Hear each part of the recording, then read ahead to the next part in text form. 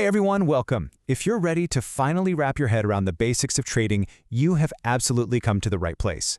We're going to break it all down in the next few minutes. Let's jump right in. So, have you ever looked in a stock chart or heard people talking on finance news and just felt completely lost? Like they're speaking a totally different language? Yeah, you're definitely not alone. All the jargon, those crazy charts, it can be a lot. Hey, don't sweat it. Think of this as your beginner's map. Over the next few minutes, we're going to cut through all that noise and demystify the absolute core concepts. You'll walk away knowing what trading is all about, starting from square one. All right, let's start with the big one. What even is trading? You know, a lot of people mix it up with long-term investing, but they're really two different beasts. As you're about to see, trading operates on a whole different timeline. See, instead of buying a share of a company and holding on to it for, like, years and years, trading is all about making bets on which way the price will move in the short term. And you do this using these financial tools called derivatives. Now, don't let the word scare you. Just think of them as contracts that let you speculate on an asset's price, whether it's a stock or oil or gold, without having to physically own the thing. And that brings us to the two basic moves you can make. If you think the price is about to go up, you go long, which is just a fancy way of saying you buy. But, and this is the really cool part, if you think the price is going to fall, you can go short or sell. That ability to potentially make money when prices are dropping, that's a huge part of what makes trading, well, trading. Okay, so how on earth do traders decide whether to go long or short?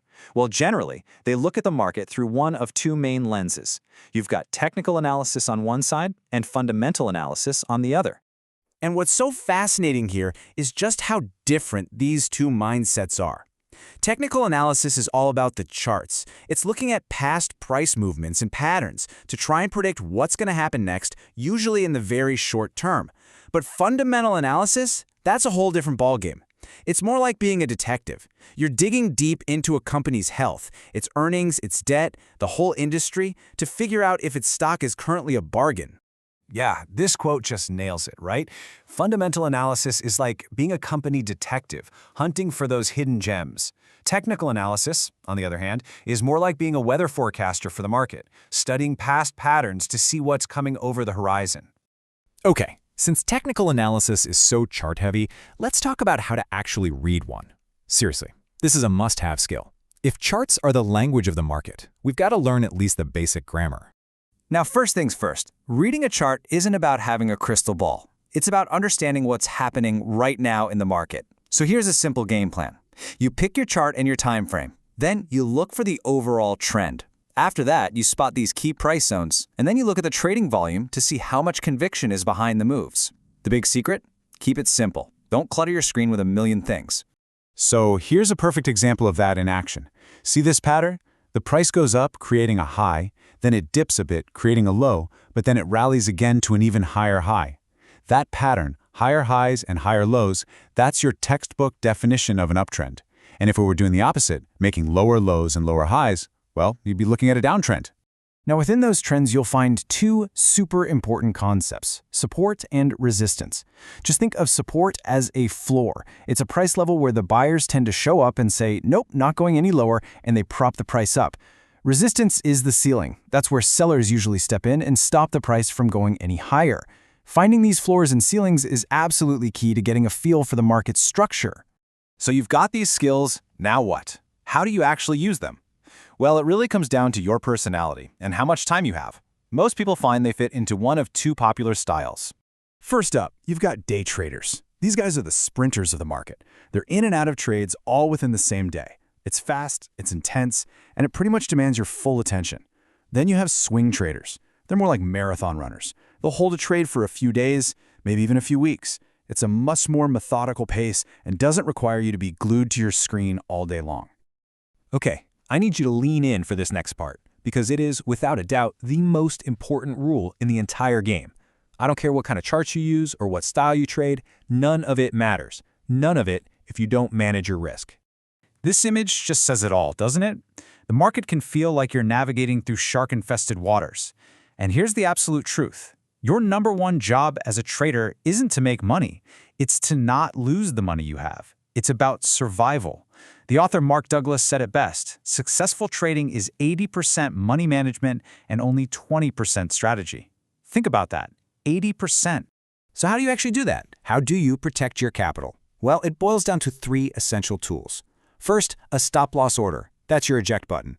It gets you out of a bad trade automatically before the loss gets too big. Second, diversification. You know the saying, don't put all your eggs in one basket. And third, position sizing. This is all about deciding how much to risk on a single trade so one wrong move doesn't blow up your account. And on that last point, position sizing, the pros don't just pull a number out of thin air. They use math. There are actual formulas, like something called the Kelly criterion, that help them calculate the optimal amount of money to put on a trade based on how likely they are to win. Now, look, don't worry about memorizing this formula. That's not the point. The point is to see that serious trading isn't gambling. It's not about gut feelings. It's a calculated, disciplined process that's driven by data.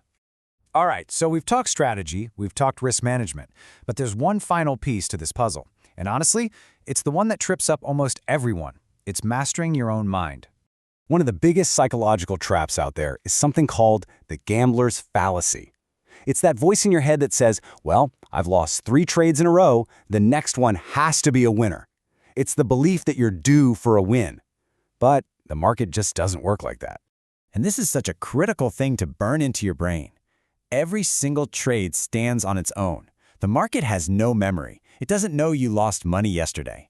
And the second you start thinking you're due, you start taking bigger, dumber risks. And that's how accounts get wiped out, fast. So what's the solution? How can you possibly practice all of this, the charts, the risk, the psychology, without losing your shirt? The answer is simple. You practice with fake money.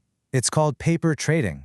Almost every single trading platform has a demo mode where you can trade in the real market with real-time data, but with zero financial risk. It is, hands down, the best way to start. So there you have it, the very basics of analysis, risk, and the inner game. We've basically handed you the beginner's map, so the only question now is, are you ready to take that very first step?